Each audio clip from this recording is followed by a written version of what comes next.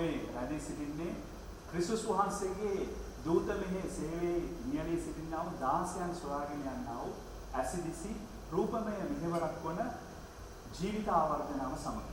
ඉතින් අද මම මේ කොහෙද ඉන්නේ කලින් කවුද මේ ජීවිත ආවර්ජනාවට එන්නේ කියන්න කලින් මම කැමති යම් ජවනිකාවක් ඔබලාට ඉදිරිපත් කරන්න.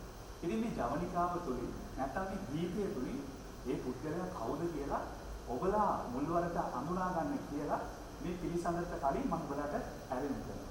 එහෙනම් අපි ඔහුව එම ජවනිකාවෙන් අඳුනා ගන්නවා.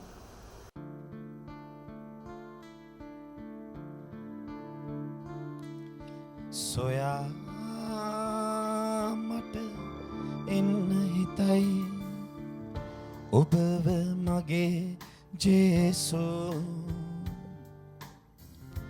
දෙන්න මට ඉඩ එන්න ඔබ වෙත මගේ ආදර ජේසු දෙන්න මට ඉඩ එන්න ඔබ වෙත මගේ ආදර ජේසු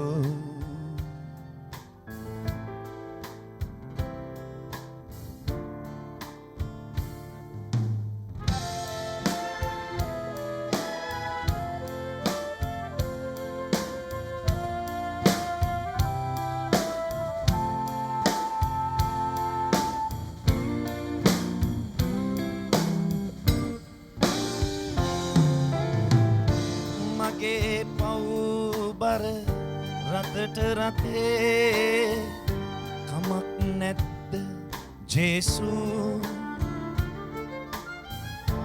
මගේ හදවත කිලිටි කමින් පිරී තිබේ ජේසු ඉඩ ලැබෙයිද මට ආයෙත් එන්නට ඔබ ළඟටම ජේසු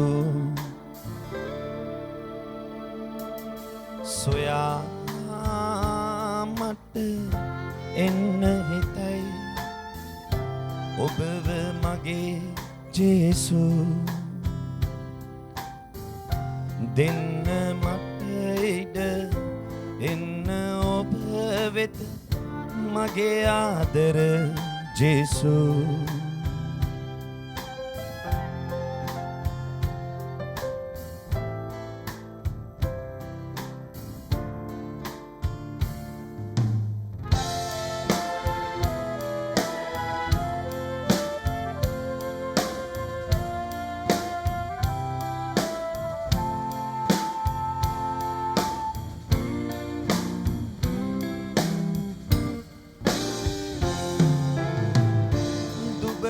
මම ඔබ ළඟට එමි දන්නවාද ජේසු පෙරදී ඇත හැම දේම මගේ ජීවිතයත් ජේසු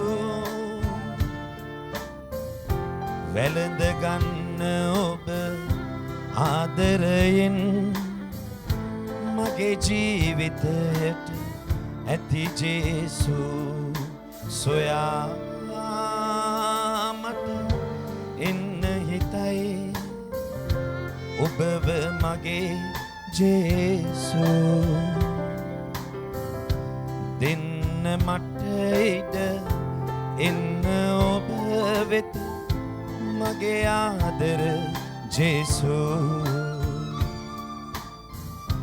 දෙන්න මට ඉඩ එන්න ඔබ වෙත මගේ ආදර ජේසු දෙන්න මට ඉඩ එන්න ඔබ වෙත මගේ ආදර ජේසු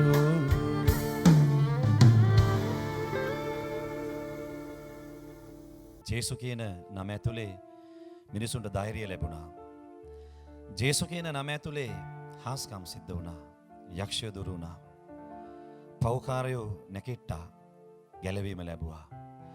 ඉතින් අද දවසෙත් ජේසු කියන නම යටතේ ඒකරාශී වෙලා ඉන්න ඔබ හැමට චූටි වචනයක් උන්වහන්සේගේ කතා කරන්න මගේ හදවත නතර වෙනවා. ශුද්ධ මාර්ක්තුමාගේ සුවිශේෂයේ 5 වෙනි පරිච්ඡේදය ජේසුස් වහන්සේ ගෙනසෙරේ ඒ යක්ෂයා වේශ වූ තරුණයාට සොය දෙන කතාව ඔබ මීට කලින් අහලා ඇති. දේශනා බලලා ඇති. ඔබ මේක කියවලා ඇති. නමුත් ආදර දුවේ පුතේ හොඳට තේරුම් ගන්න දෙයක් සහ මම හොඳට තේරුම් ගත්ත දෙයක් නිතර නිතර ජේසුස් වහන්සේගේ වටේ සෙනග තෙරපි ඉන්නවා. ඔබ බයිබලයේ කියවන කෙනෙක් නම් හැමතිස්සම වගේ ජේසුස් වහන්සේ කොතනද ඉන්නේ එතන විශාල සෙනගක් උන්වහන්සේ වටා තෙරපෙනවා. නමුත් හොඳට හොයලා බලන්න හැමතිස්සම විශාල සෙනගක් උන්වහන්සේව හොයාගෙන ආවට උන්වහන්සේ හැමතිස්සම එක්කෙනෙක්ව විශේෂයෙන් හොයාගෙන ගිය ගමන් ඕන තරම් අපි දැකලා තියෙනවා. ඕන තරම් සමාරී ස්ත්‍රියව නේද? මත්ගලහි මරියව ඒ වගේ ගොඩාක් අයව ජේසුස් වහන්සේ විශේෂයෙන් හොයාගෙන ගිය තැන් තියෙනවා. ඒ අතර මගේ නෙත සිත ගත නතර වෙනවා. උන්වහන්සේ විශාල කුණාටුවකට මුහුණ දෙමින් ඒ කුණාටුව නතර කරගෙන මම හිතන්නේ මුහුදු සැතපුම් 60කට වඩා උන්වහන්සේ හිටි තැන ඉඳලා මේ විශාල බාධාවල් වලට මුහුණ දෙමින් ඒ කුණාටුව නතර කරමින් උන්වහන්සේ යනවා මේ ගෙනසරෙත් වල ඉන්න මිනිසෙක්ව හම්බෙන්න. ලියවිල්ල ලියලා නැහැ. ඔහු තරුණයෙක්ද බැඳපු කෙනෙක්ද ලියලා නැහැ. නමුත් ඔහු පිරිමි කෙනෙක්. මෙතන තියෙනවා උන්වහන්සේ මොහොතෙන් එතර ගෙනසේරයන්ගේ රටට පැමිණියේය. උන්වහන්සේ ඔරුවෙන් බැස්ස කෙනෙහිම අශුද්ධාත්ම ආවේශ වූ මිනිසෙක් සොහොන් ගෙවල් වලින් පිටත් එනවා උන්වහන්සේට සම්භවිය. ඔහු සොහොන් ගෙවල් වල වාසය කළේය. දම්වැලකින් පවා ඔහු නවත්තන්න කිසිවෙක් නොපුළුවන් විය. මක් නිසාද විලංගු වලින්ද දම්වැල් වලින්ද බොහෝ වර බඳිනු ලැබූ නමුත් ඔහු දම්වැල් කඩා විලංගු බිඳ දැම්මේය. ඔහු දමනය කරන්න කිසිවෙකුට ශක්තිය නොවීය. ඔහු නිතරම රෑදවල් මුරගසමින් ගල්වලින් කපා ගනිමින්ද සොහොන් ගෙවල් වලත් කඳුවලත් සිටියේය. ඔහු යේසුස් වහන්සේ දුරදීම දැක දුව ඇවිත් වැඳ පරමෝත්තම දයන් වහන්සේගේ පුත්‍ර වූ යේසුස් වහන්සේ මගෙන් කම මොකද මට වද නොදන මෙන් දයන් වහන්සේගේ නාමයෙන් නොදෙක්ම ඉල්ලෙමි මුරගසා කීය. එසේ කීවේ අශුද්ධාත්මය ඔහුගෙන් දුර වේයයි උන්වහන්සේ උට කිනිසාය. ඔබට පේනවද මේ තරුණයාගේ ජීවිතේ එහෙම නැත්නම් මෙන්න මේ මිනිස්යාගේ ජීවිතේ මොනතරම් වේදනාවට පත්වෙච්ච ජීවිතයක්ද? කවුරු හරි සොහොන් ගෙවල් වල වාසය කරනවා නම් අපි කියනවා උට පිස්සු. උට පිස්සු කියලා. ජීවිතේ අම්මා තාත්තත් එක්ක ඉන්න බැරුව ඔහු විවාහ වෙලා නම් තමුන්ගේ භාර්යාවත් එක්ක දරුවන් එක්ක ඉන්න බැරුව ජීවිතේ මහා කාලකන්ණි දුක්විත තත්වයක මේ පුද්ගලයා සොහොන් ගෙවල් වල වාසය කරනවා. අපි හොඳට දන්නවා අපි දේශනා කරන අය විදිහට අපිට පැයක් දේශනා කරපුවම අපේ පපුවරි දෙනවා. පරිවර්තනය කරන අය වේවා, සේවය කරන අයව දන්නවා. නමුත් දිවා රෑ දෙකෙහිම මේ මිනිස්සයා එක දිගට මොර ගහමින් ඉන්නවා නම් ඔහුගේ ජීවිතේ මොනතරම් කාලකන්ණි තත්ත්වයට පත් වෙලා තිබෙන කෙනෙක්ද? ඒ විතරක් නෙවෙයි. ඔහු ගලක් අරගෙන ඒ ගලෙන් කරන්න ඕන දේවල් දන්නේ නැහැ. ඔහු මොකද්ද කරන්නේ? ඔහුගේ මුළු ඇඟම කපා ගත්තා කියලා මෙතන වචනේ තියෙනවා. අදර දෙපොතේ ජේසුස් වහන්සේ මේ තරුණයාව මේ මිනිස්යාව හොයාගෙන එනවා. ඒකයි ජේසුව මට මේ තරම් බලපාලා තියෙන්නේ. මිනිස්සු මෙච්චර උන්වහන්සේ වටා පෙරවරා ඉද්දී නමුත් මේ ජේසුස් වහන්සේ මේ තරුණයාව විතරක් මේ මිනිස්යාව විතරක් හොයාගෙන එනවා. ඔහු කියපු වචන ටික ඔබට මතක ඇති. පරමෝත්මයන්ගේ පුත්‍ර වූ ජේසුස් වහන්සේ අපිට කරදර කරන්න එපා. ජේසුස් වහන්සේ ඔහුට දුර වෙන්න අන කරනවා. ඔහුගේ නම අහනවා. මොකක්ද ඔබේ නම? බලන්න ඇතුළාන්තේ ඉන්න යක්ෂයා ඔහුට ඔහුගේ නමවත් කියන්න අවසර දෙන්නේ නැහැ. ලෙගියොන් කියලා කියනවා. ඒ කියන්නේ යක්ෂයා ඔහුට ඔහුගේ නමවත් පාවිච්චි කරන්න ඉඩ දීලා නැහැ. අපි ඉගෙනගෙන දෙනවා සොරා එන්නේ සොරකම් කරන්නත්, විනාශ කරන්නත්, මරන්නත් කියලා. එහෙනම් මේ වෙනි ජීවිත අද කොච්චර දෝ ඇද්ද? මෙතනදී යක්ෂයා අවසර ඉල්ලනවා. මට අර ඌරු රැළට ඒ ගොදුරු කන ඌරු රැළට වැහෙන්න අවසර දෙන්න කියලා. ඇයි ඒ? යක්ෂයාට හැමතිස්සම ක්‍රියාත්මක වෙන්න ශරීරයක් අවශ්‍ය නිසා. උන්වහන්සේ අවසර දෙනවා. මම අද ඔබට පෙන්වන්න හදන්නේ මොකද වෙන්නේ කියන එක.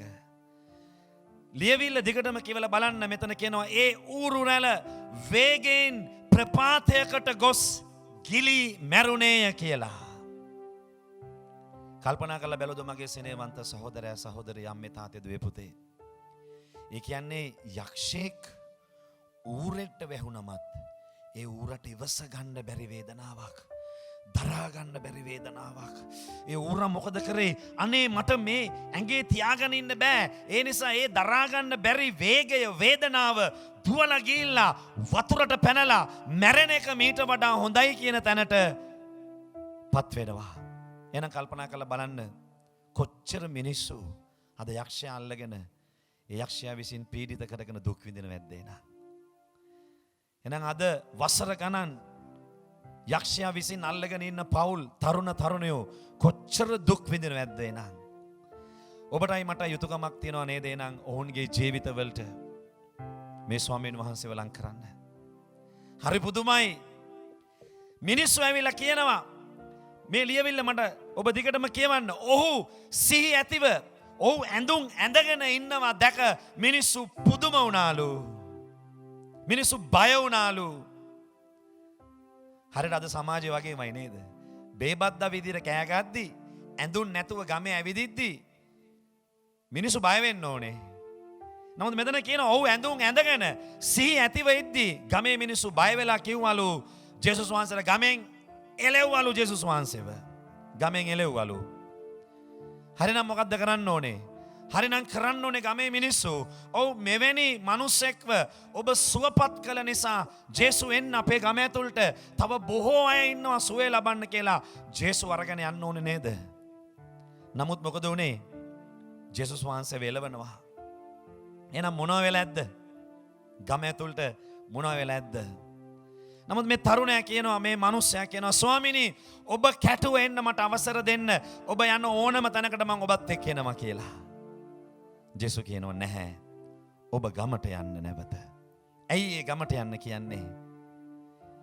තව ඒ කරන්න වැඩ තියෙන නිසා. මට සවන් දෙන දුවේ පුතේ, ජේසු ඔබේ ගමට පිළිගන්නේ නැත්තම්, ජේසුස් වහන්සේගේ නාමයෙන් ඔබේ ගමට එන දේවදාසයන්ව පිළිගන්නේ නැත්තම් සුවය ලැබපු ප්‍රාතිහාර ලැබපු ඔබේ මගේ යුතුයකමක් තියෙනවා. මොකක්ද? උන්වහන්සේව ගමට එන පිණිස ගමේ ඉඳලා වැඩ කරන්න.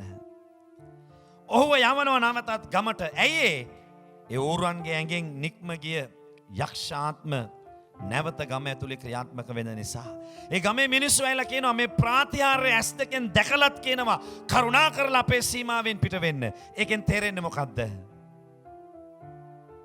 නමුත් ජේසුස් වහන්සේ කියනවා නැහැ. ඔබ මාත් එක්ක එන්න එපා. මේ ගමේ ඉන්න. ඇයි? ඔබට වැඩක් තියෙනවා මේ ගමේ කරන්න, මිෂනාරි සේවයක්. මොකන්ද? මම අහපව් වෙනකොට මේ ගමේ සිළු දෙනාව සූදානම් කරලා තියන්න. ඔබ බයිබලයේ කියවලා බලන්න ආපහු උන්වහන්සේගේ නැසරත් වලට එනකොට ඒ රටේ මිනිස්සු උන්වහන්සේගේ වටා තෙරපි හිටියයි කියලා තියෙනවා. එන මම ඔබෙන් අහන්න කැමති මගේ ආදර තරුණයා තරුණිය, සෙනෙහවන්තයා. ඔබ උන්වහන්සේගේ නාමයෙන් සුවය ලැබපු කෙනෙක් නම්, ප්‍රාතිහාර්යයක් අත්දකපු කෙනෙක් නම්, අද ඔබගේ යුතුයකම වෙන්න ඕනේ ඔබේ ගම සූදානම් කරන එක. ඔබ ජීවත් වෙන ඔබේ පරිසරය, ඔබගේ රට, ඔබගේ වටාව සූදානම් කරගන්න එක. අද ජීවමාන ජේසුස් වහන්සේ ඔබටයි මටයි ආරාධනා කරනවා. ඔබගේ උපතට කලින් මම ඔබව කැප කරපු සෙනගක්. කෙනෙක් ජේසුස් වහන්සේව පිළිගන්නවා නම් ඔහු උන්වහන්සේගේ දරුවෙක්. ඒ නිසා මේ ලස්සන මොහොතේ ඔබටයි සියලු දෙනාටයි මම ආරාධනා කරනවා. අද දවසේ ඔබගේ ගමේ, ඔබගේ ප්‍රදේශයේ ඔබගේ මිෂනාරි සේවය, ඔබගේ යුතුයකම කරන්න. මට කෙනෙක් කියනවා බ්‍රදර්, මගේ බැරි වෙලාවේදී මට කන්න දුන්නේ මෙන්න මේ කෙනා, ඒ හින්දා මං එයාව මැරෙනකන් අමතක කරන්නේ නැහැ කියලා. මම ඔබේ ප්‍රශ්නයක් අහන්නද? ඔබේ ශාරීරික කුසගින්න වරුවක් දෙකක් නිවා දමපු කෙනෙක්ට ඔබ ඒ තරම් කෙලෙ ගුණයක් දක්වනවා නම්, ඔබගේ ශරීරය සදාතනිකව සූපත් කරමින් ඔබගේ ආත්මය ස්වර්ගයට අරගෙන යන්නට ඒ ලැබුණු සුවය, ඒ ලැබුණු ආදරය ඔබ මොනතරම් එනම් අගය කළ යුතු වෙනවද? එනිසා මම මේ මොහොතේ ආරාධනා කරනවා. ඔබ ජේසුස් වහන්සේව පිළිගත්ත කෙනෙක් නම්, සුවය ලැබපු කෙනෙක් නම්, අද මම ආරාධනා කරනවා. උන්වහන්සේගේ ඒ දූත මේවර ඔබගේ ගමේ, ඔබේ නිවසේ, ඔබ වැඩ කරන තැනේ, ඔබ ඉන්න රටේ ඉඳලා අද පටන් ගන්න. ඒ මොකද ඔබ තමයි ඒ මිෂනාරිවරයා. ජේසුව පිළිගන්නේ නැති ඔබේ නිවසට, ඔබේ ගමට, ඔබේ කාර්යාලයට, ඔබ වැඩ කරන තැනට, ස්වාමින් වහන්සේව පිළිගන්න තැනට වැඩ කරන කෙනා. ලොවේ පහස ඔබ ලබනට මත්තෙන් මව් කුසයේ ඔබ සිටිනා සමයේ මම ඔබ තෝරා පත් කර ගත්තෙමි. මොකටද? මෙතන කියනවා ජෙරමායා ඒ ලියන දිවසි වැකිය, ඔබ මව් කුස පිහිවෙන්න කලින් මං ඔබව තෝරගෙන ඉවරයි. මොකටද? මා දෙසනාදම් දහර දෙසන්නට, මා දෙසනාදම් දහර දෙසන්නට. මේ වචනවලට ඔබ හැවුකන් දෙන්න ආදර දෙපොතේ. අද ඔබගේ සේවය, අද ඔබගේ සේවය ඔබ ඉන්න තැන පටන් ගන්න.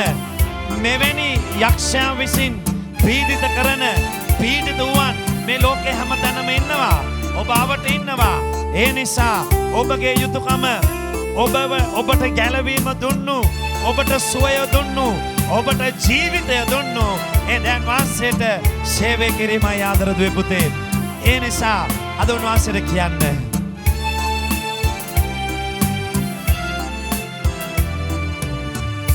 ලොවේ පහස ඔබ ලබනට මත්තෙන් මව් කුසයේ ඔබ සිටිනා සමයේ මම ඔබ තෝරා පත් කර ගත්තෙමි. මා දෙසනාදම් දහර දෙසන්නට, මා දෙසනාදම් දහර දෙසන්නට. ස්වාමීන් වහන්සේ ඔබට අණ කරනවා, මනුෂ්‍යයන්ට බය වෙන්න එපා. ඔබගේ ශරීරය නසන්න පුළුවන්, මනුෂ්‍යයන්ට බය වෙන්න එපා. බයිබලය එමයි කියන්නේ. එදා ඒ තරුණයා බය නැතුව ප්‍රකාශ කරා ජේසුස් වහන්සේ ඔව්ව සුව කරපු විදිය. ඒ නිසා බයිබලයේ කියනවා මිනිස්සුන්ට බය වෙන්න එපා කියලා. ඇයි ඔබත් එක්ක ඉන්නේ ශරීරයයි ආත්මයයි දෙකම නිරේ හෙරන්න පුළුවන් ස්වාමීන් වහන්සේ. ඒ නිසා අද ධෛර්යය ගන්න. ඔබට ලැබිච්ච සේවය ඔබ හරියට කරන්න ආදර දුවේ පුතේ. මා අන කරනා සැමතැන යන්නට, මා අන කරනා සැම දෙදෙසන්නට, මා අන කරනා සැමතැන යන්නට, මා අන කරනා සැම දෙදෙසන්නට. සැලෙනු එපා පියගෙන හදපත්ලෙන්, මම ඔබ අතගෙන එමි ඔබ සමගින්, මම ඔබ අතගෙන එමි ඔබ සමගින්. සැලෙනු එපා පියගෙන හදපත්ලෙන්. මම ඔබෙන් අහන්න ප්‍රශ්නයක්. අද ගොඩාක් අය සේවය කරන්න බය වෙලා තියෙනවා. දෙවියන් වහන්සේ තමයි බලවත් වූ ස්වාමින් වහන්සේ කියලා කියන්න බය වෙලා තියෙනවා. නමුත් මම ඔබට කියනවා, ස්වාමින් වහන්සේ ඔබගේ ප්‍රශ්නය නම්, ස්වාමින් වහන්සේ ඔබත් එක්කනම් ඔබ බය වෙන්න අවශ්‍ය නෑ. ඇයි ඔබත් එක්ක ඉන්නේ ඒ මහා බලවන්ත රජවරු, අධිරාජ්‍යවරු, අමුවේ මුහුද මැද පරාජය වෙන්න සලස්සපු දෙවියන් වහන්සේ ඔබත් එක්ක ඉන්නේ. ඒ රතු මුහුදවල් දෙබෑ කරපු, කුණාටු නතර කරපු, අන්ධයන්ට පෙනීම දුන්නු මහා රටවල් අරා රජවරු පරාජය කරපු ජාතීන් සොලවපු දෙවියන් වහන්සේ. ඒ නිසා උන්වහන්සේ කියන දේ කරන්න බය වෙන්න අවශ්‍ය නැහැ. එදා ඒ තරුණයා මුළු ගමම නැවත ස්වාමීන් වහන්සේගේ යටතට අරගෙන එනවා. ඉතින් මේක හරි සරලයි. සමහර අය කියනවා ක්‍රිස්තියානි හරි ගැඹුරුයි කියලා. මම කියනවා ලෝකේ සරලතම දැක්ම තියෙන්නේ මෙතන. උන්වහන්සේ කියනවා මගේ වියගහ බොහොම සරලයි. මොකක්ද? ඔබට පුළුවන් දැන් දන ගැහුවොත් ස්වාමිනී මට සමා වෙන්න කියලා ඔබට ඒක ලැබෙනවා. වෙන කොයියර ඒක තියෙනවද? නෑ. ඔබට හිතුණා ස්වාමිනී දැන් මගේ ළඟට එන්න කියලා ඔබ යාච්ඡා කරද්දී උන්වහන්සේ ඔබ ළඟට එනවා. ඒක වෙන කොයියර තියෙනවද? නෑ ආදරදුවේ පුතේ. ඒ නිසා අද ඔබගේ කාර්යය, ඔබගේ රාජකාරිය, ඔබ ලැබපු සුවය තව කෙනෙක්ට දෙන එක, තව කෙනෙක් ළඟට අරගෙන යන එක, ඔබගේ දේව දාසයාව එහෙම නැත්නම් ඔබ සේවය කරන තැනට ඔබගේ ගම සූදානම් කරන එක මේ ගෙරසේනේ සිදුවීම වගේ. දුබලවන් හට සැනසුම දෙන්නට, රෝගියු සැමදෙන සුවපත් කරනට, දුබලවන් හට සැනසුම දෙන්නට, රෝගියු සැමදෙන සුවපත් කරනට, දිරි දෙන ඉදිරි බලාලෙනු පුතුනේ,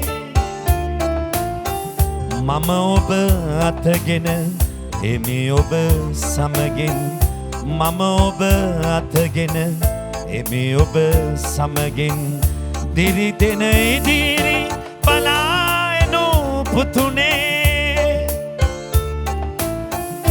මම ඔබ අතගෙන එමි ඔබ සමගින්, මම ඔබ අතගෙන එමි ඔබ සමගින්, දිරිගෙන ඉදිරි බලා එනු පුතුනේ,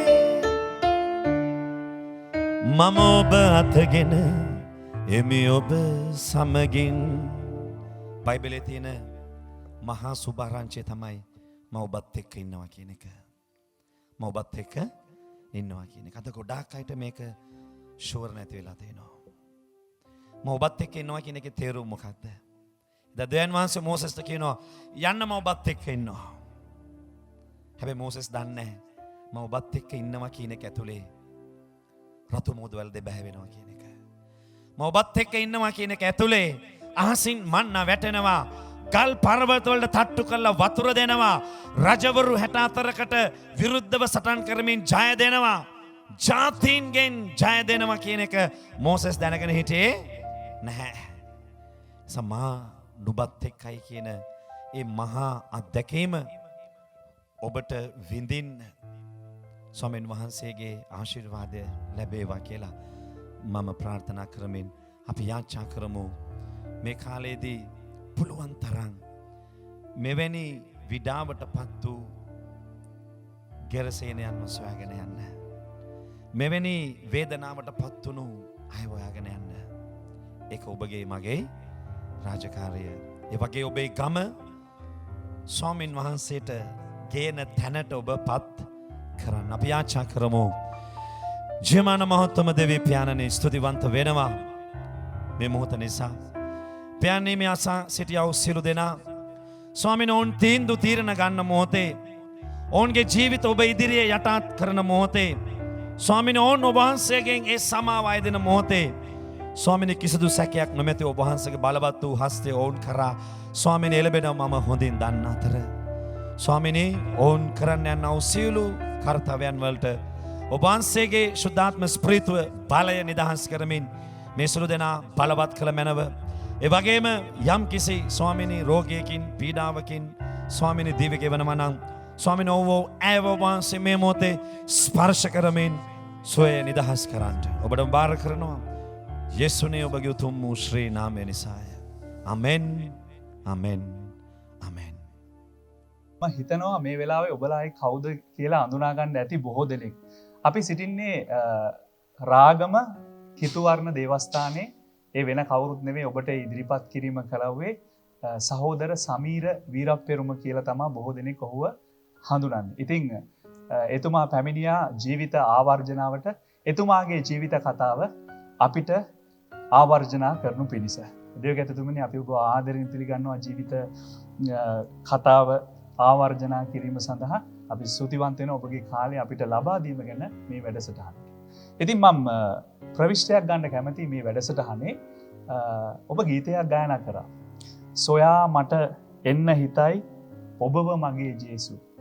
ඔබ ජේසු හොයාගෙන ගියාද ජේසු ඔබව හොයාගෙන ආවද? කොහොමද මේ ගැලවීමේ කතාව අපිට විග්‍රහ කළොත්? ඇත්තටම ජේසු මාව හොයාගෙන ආව කියන තමයි මට කියන්න තියෙන්නේ.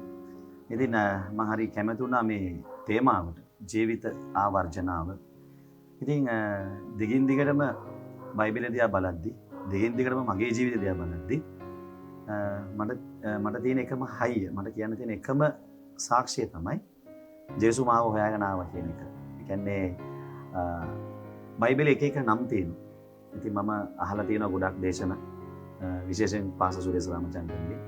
ඉතින් නොඑක් නම් වලින් ජේසුස් වහන්සේ වඳිනවා. දැන් වහන්සේ වඳිනවා. හැබැයි මට හම්බුණා ජේසුස් වහන්සේ අලුත් නමක්. දැන් වහන්සේ අලුත් නමක්. මතකද? දාවිත් දෙවියන් වහන්සේට විරුද්ධව වැඩ කරලා ඒ හැම දෙයක්ම සිද්ධ කරද්දී ඒ හැම තැනකම තියෙනවා එනමුත් දෙවියන් වහන්සේ. එනමුත් දෙවියන් වහන්සේ. ආබ්‍රහම් මොන දේ කරත් ආබ්‍රහම් මොන විදිහට ආශිර්වාද කරත් හැමදෙස්සම නමක් දෙනවා. එනමුත් දෙවියන් වහන්සේ ආබ්‍රහම්ට ප්‍රේම කරා. එනමුත් දෙවියන් වහන්සේ දාවිද්ට ප්‍රේම කරා. ඉතින් ඒ වගේ මම හොයාගත්ත නම තමයි දෙවියන් වහන්සේට එනමුත් දෙවියන් වහන්සේ. ඒ කියන්නේ එනමුත් දෙවියන් වහන්සේ මට ආදරය කරා. හොඳයි. ඒ ආදරේ කොයි කාලෙද ඇති වුණේ? දැන් අපිට කිව්වොත් එහෙම ඔබ ගැලවීම ලැබුවේ කවද්ද? කොහොමද මේ ගැලවීම කියන දේ ලැබෙන්නේ? ඔබගේ කුඩා කාලේ කොහොමද? ඒ බඳු චරිතයක්ද ඔබ? ඇත්තටම මේ මාව ගෙදරින් ඒ කියන්නේ මාව අයින් කරපු චරිතයක්. කියන්නේ මාව හදන්න බැරි චරිතයක්. ඉතින් ඒක චූටි විස්තරයකින් ගොත් මාව අන්තිමේදී පාසලේ කියන්නේ උසස් පෙළ අධ්‍යාපනයට යන්න දෙන්නේ නැතුව A level කරලා ඉවර වෙච්ච කමක් රිසල්ට්වත් මගේ බලන්න නැතුව මාව දානවා දියගල බොයිස් ටවුන් එකට. මොකක්ද මේ දියගල බොයිස් ටවුන්? ඒ රාගම් බොයිස් ටවුන් එකේ සාමාන්‍යයෙන් ඉන්නේ දෙමව්පියන්ට මෙල්ල කරන්න බැරි අකීකරු. ඒ වගේම සමහර අය ඉන්නවා තනි වෙච්ච ළමයි අම්මා තාත්තා නැති. නමුත් බහුතරයක් ඉන්නේ අකීකරු සහ මුරණ්ඩු ළමයි. ඉතින් අවසානයේදී මාව ඒකනොත් අයින් කරනවා. ඔබ කොපමණ කාලයක් ගිහින් සිටිනවද? මම අම්මට බැගෑපත් වෙනවා මාව ඒකට දාන්න එපා කියන එක. ඒ මොකද මොන දේ කරත් මට ගෙදර ආය නැතුව බෑ. ඉතින් අම්මා කියනවා නෑ අපි සතියක් විතර ඉඳලා බලමු බලලා ඔයා කියන්නේ එම කියලා. ඊට පස්සේ කොහොමරි පළවෙනි ඉරිදට විතරයි බලන්න දෙන්නේ ළමයිව. ඉතින් මාව දාලා දවස් 5කින් වගේ පළවෙනි ඉරිද ආවා. මම අම්මා ළඟට එලා කිව්වා මට මෙතන ඉන්න බෑ මාව අරන් යන්න කියලා. අම්මා කිව්වා නෑ ඔතන රෙක්ටර් ඔයා අරන් යන්න දෙන්නේ නැහැ. ඔයාට අවුරුදු ගාන ඉන්න වෙනවා කියලා. මම කිව්වා ඔයා යන්න කලින් මං ගෙදරට එනවා කියලා. ඉතින් රාගම තිබ්බේ අම්මා යන්න කලින් මම පැන්නා බොයිස් ටවුන් එකේ. පැනලා මං ගෙදරට ආවා. මේ වයස කීයේදද?